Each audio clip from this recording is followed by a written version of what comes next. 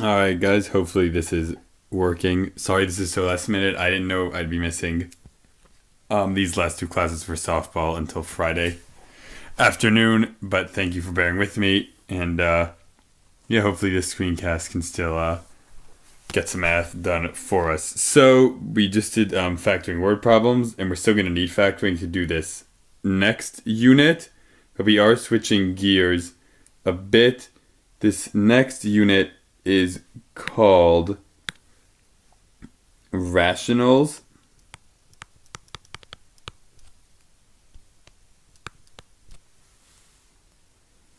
otherwise known as, or right, aka fractions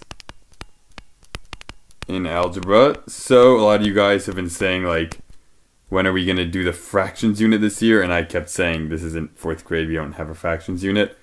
But we do, and hopefully fractions will be our friends this year and not something we're scared of. So, we're going to be talking a lot when we learn how to deal with fractions with algebra. We're going to be talking a lot about, I'm going to be comparing them to things we know that we can and can't do with fractions with just numbers. So if we, right, when we talk about simplifying fractions today, we're going to be talking about, well, what do we know that we're allowed to do when we simplify fractions that are just numbers? And how can we apply that to these new fractions of algebra? So, let's think about simplifying fractions. Something that hopefully isn't so crazy to us, we can sort of see, right, that 8/20ths, if I ask you guys to simplify that, might take us a second, but we know that that is equal to 2/5. That's something we sort of do without thinking about it, which is fine. But in order to understand rationals, we sort of need to understand why we're allowed to do this. So if we think back to when we first learned how to do this, the reason that this works is because this, if we turn the each number, if we sort of unmultiply it, we can find that the top is 4 times 2, and the denominator is going to be 4 times 5, right? 8 is 4 times 2, 20 is 4 times 5. And when we have something on the top and bottom, we can cancel it out. And then what we're left with is 2/5. Cool, so we did this by unmultiplying. And then by canceling out. And we can do a similar thing with rationals, except that the unmultiplying will be factoring.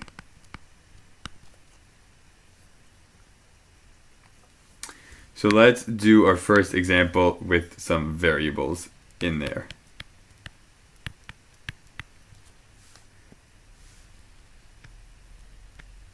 And we also can write some steps as we go. So an example we could be x squared plus 5x plus 6 over over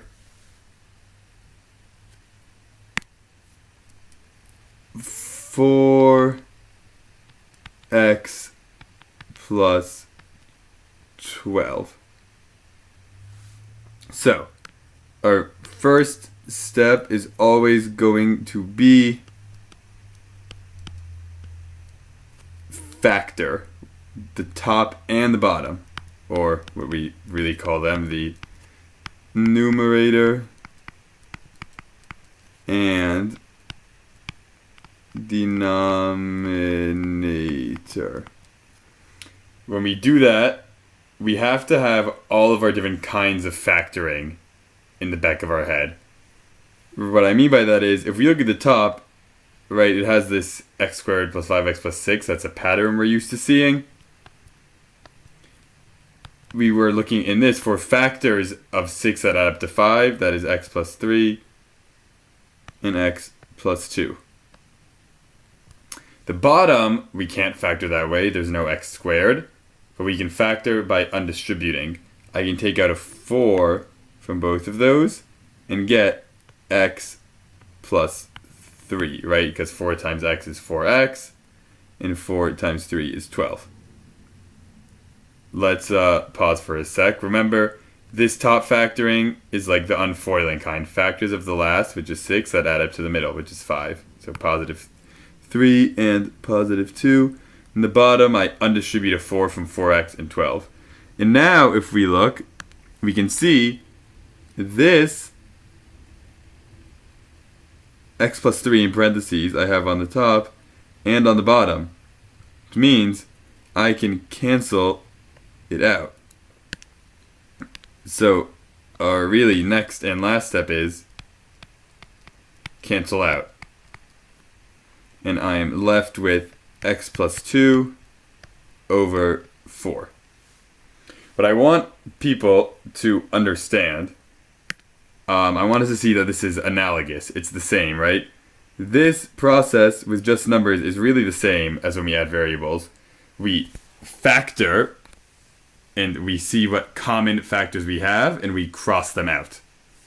So at the top, really, our 4 that we were able to cancel out because it was on the numerator and the denominator is like our x plus 3 here.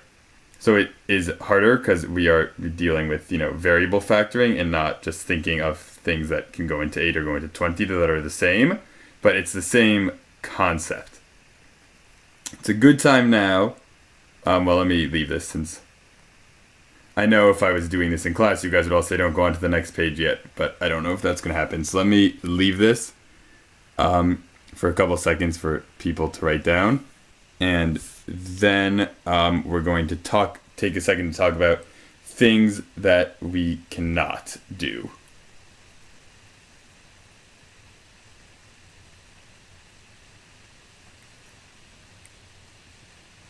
All right.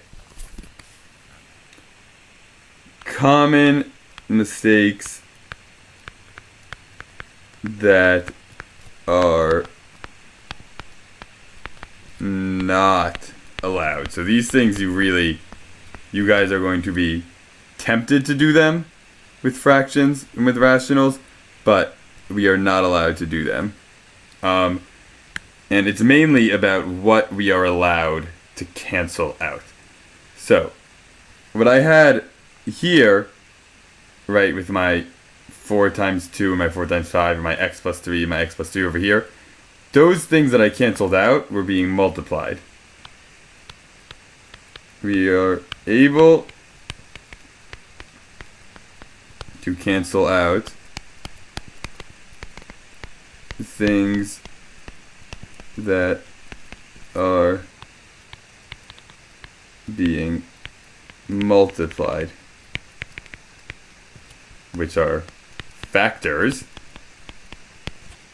but we are not able to cancel out. Guys, think, aside from multiplying, we have things that are being added or subtracted, which are terms. So let's do another quick example of something that is allowed and then something that is not allowed. Something that is allowed, let's come up with something else to factor. X squared plus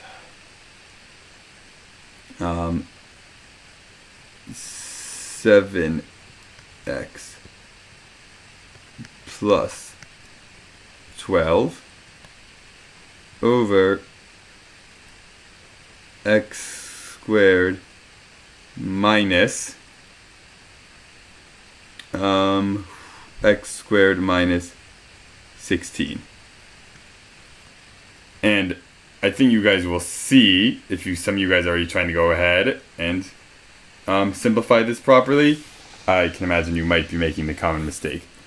We need to have, like I said, all of our factoring methods in the back of our mind, because we could see any of them and it's not going to say, remember to use this kind. So we need to sort of be aware of the patterns. Remember, this top one here has an x squared, an x, and then a number.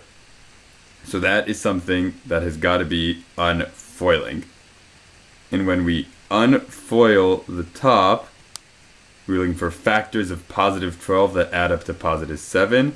That's x plus 3, x plus 4. Right, so this we got from unfoiling.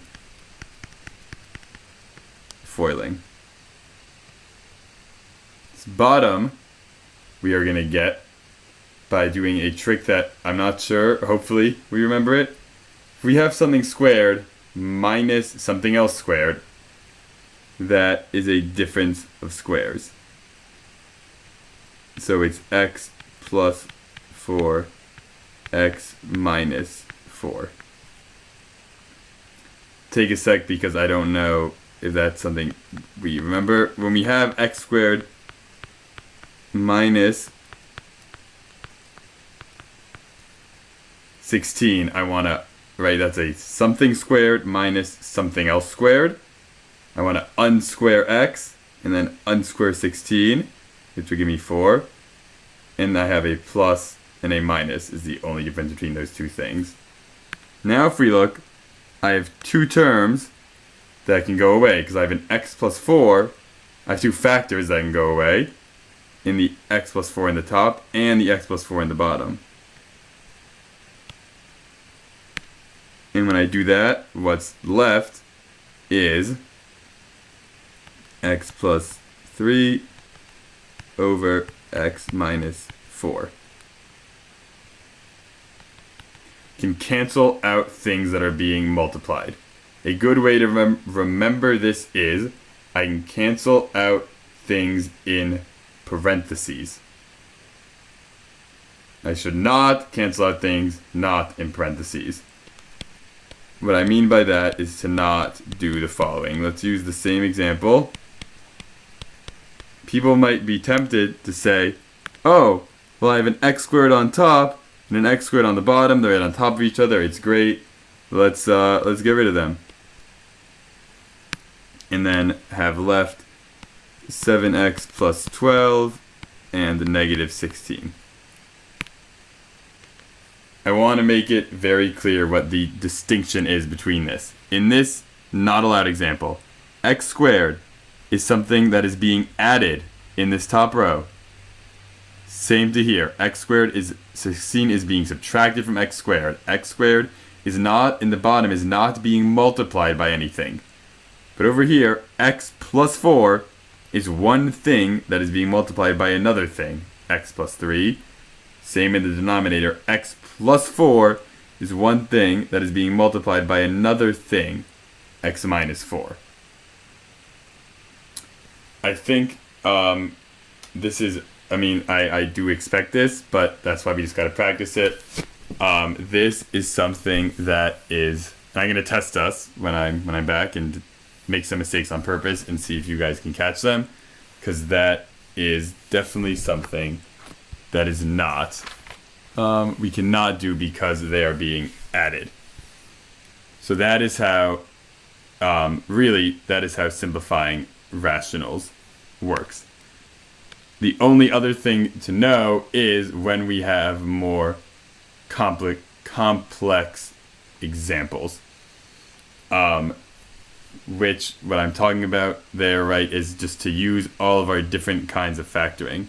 So let's do another example here. If we have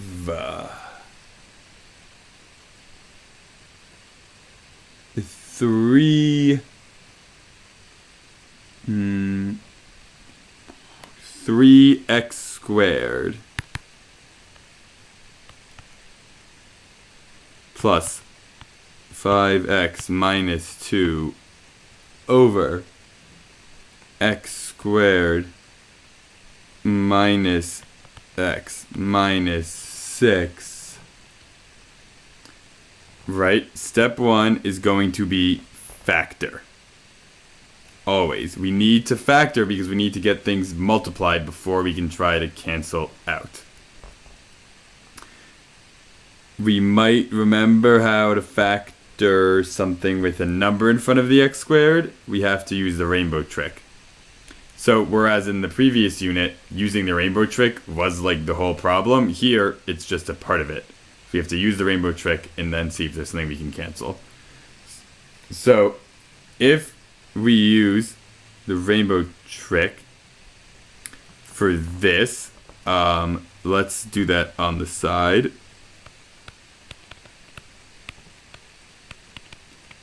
Just so I can walk us again through how to use that. We have some options. We need to think of the factors of 3x squared are 3x and x. Factors of negative 2 are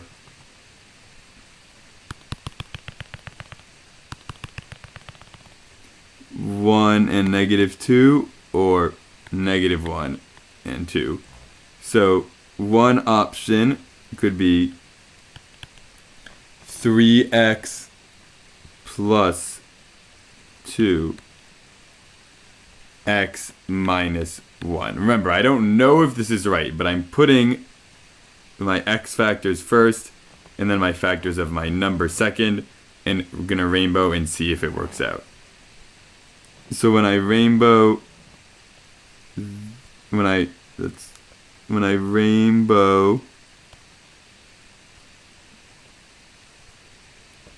this middle one, 2 times x, remember I'm multiplying across the rainbow, it gets me 2x.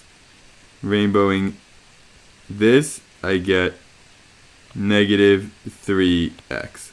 When I add that up, it gets me negative x, which is not positive 5x that I'm looking for over here. So that does not work. If I think about it enough, I'm running out of room, but what I would get that would work would be 3x minus 1 and x, a text, x plus 2. If I rainbow this middle, I get minus x. If I rainbow the outside, I get 6. Let me write that bigger. If I rainbow the outside, I get 6x. Right, that's for multiplying. Negative 1 times x is negative x. 3x times positive 2 is 6x. If I add those together, I get positive 5x, which is good because that is what I wanted in the top. So I can factor the top as being 3x minus 1 and x plus 2. The bottom is not rainbow, it's just unfoiling because there is no number in front of the x squared. So I'm looking for factors of negative 6 that add up to negative 1. Be careful with the negatives here. Let me actually see if you guys can figure that out. Let's give it a couple seconds.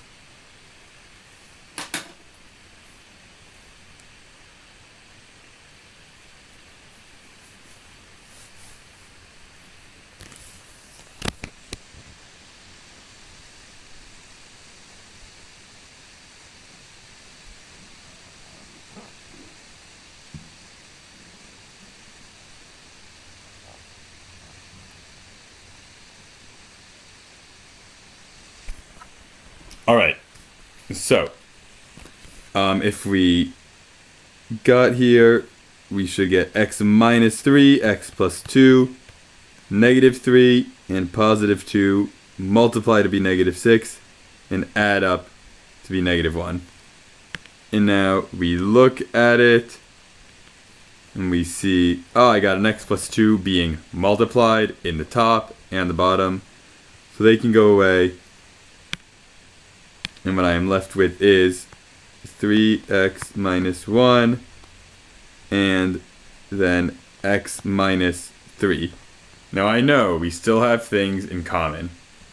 There are things that are the same. We got a 3 in the top and the bottom and an x in the top and the bottom. But since they are being added, or in this case subtracted, to other things and not multiplied, I cannot cancel them out.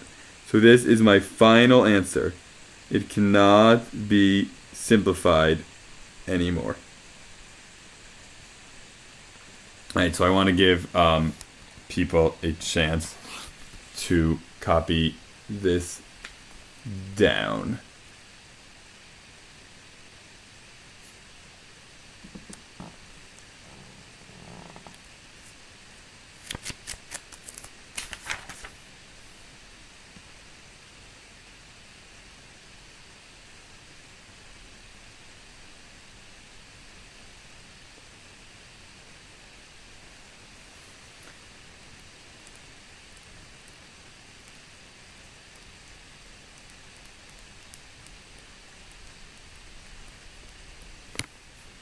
Alright, let's do one more example.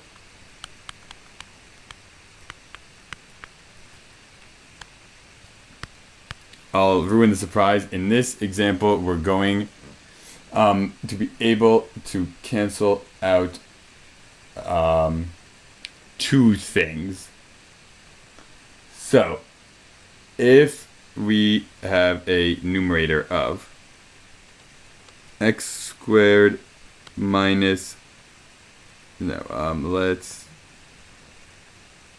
do, sorry guys, 16 minus 9, 2x squared minus 18 over 4x squared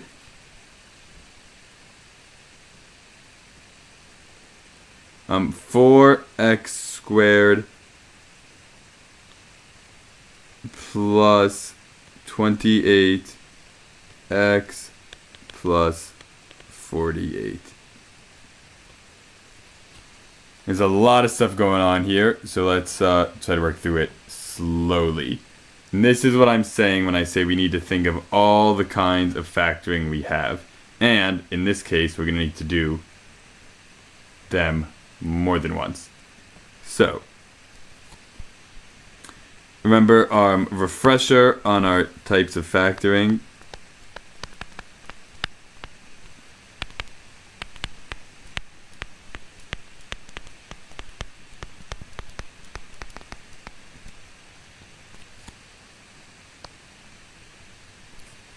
I'm putting them in the order I want us to think of them of.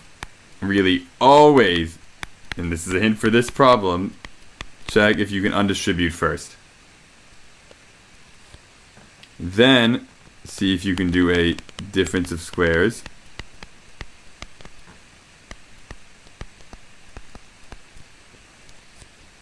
Then see if you can unfoil. And last resort, because it's the most annoying, is see if you have to rainbow. If we look at this, I can simplify, I can factor, my top by taking out a 2 of each of them. If I undistribute a 2 from 2x squared, I have x squared.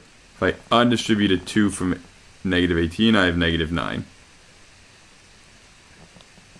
In the denominator, I can undistribute a 4 from everything. They are all multiples of 4. When I undistribute a 4 from 4x squared, I have x squared.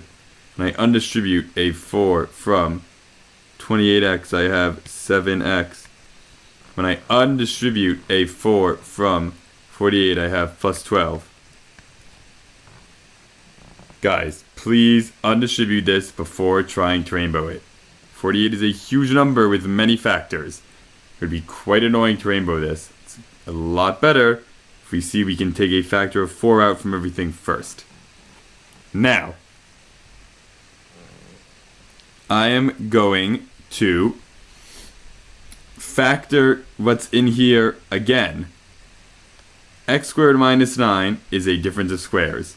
If I unsquare x squared, I get x. If I unsquare 9, I get 3.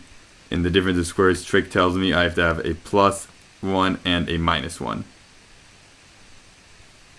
The bottom, I see the pattern is an x squared plus something x plus something, which means I have to unfoil. We are looking for factors of 12 that add up to 7. This is a classic example. I have x plus 4, x plus 3. If I take a look now, I have an x plus 3 I can cancel out, and an x plus 3 I can cancel out. They are being multiplied with things, so I can get rid of them. They are in parentheses. Look for those. Over here, 2 and 4 are things I can cancel out, right?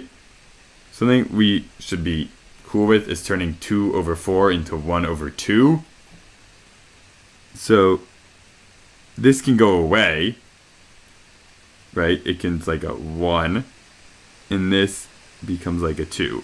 I'm taking a factor of 2 out of each of them. I'm cutting each of those numbers in half. My 1 in front of my parentheses I don't need to write. So what's left is x minus 3 over 2 times x plus 4. And I cannot cancel out these x's because this x is not being multiplied by anything. People ask sometimes, well, now I have this thing in the bottom that I couldn't distribute. I can make it 2x plus 8. Do I have to do that? Answer is no. You can leave this factored. If you distribute or if you try to foil something when you have that left, you're just, sorry guys, likely to make a careless error, so don't bother. This is the final answer. I want things as factored as possible. Do not try to undo that. Not worth anybody's time. So, hopefully, we're feeling alright about this. Practice is going to help, like with everything, but especially with this. Whoever is subbing, first of all, whoever is subbing, I hope you learned about math. Fractions can be hard for a lot of people. Second, they have the assignment sheet for this unit,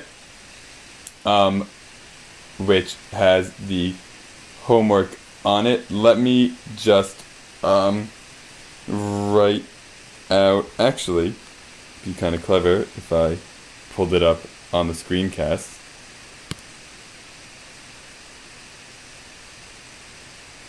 And here is the homework for today. I'll give you guys a chance.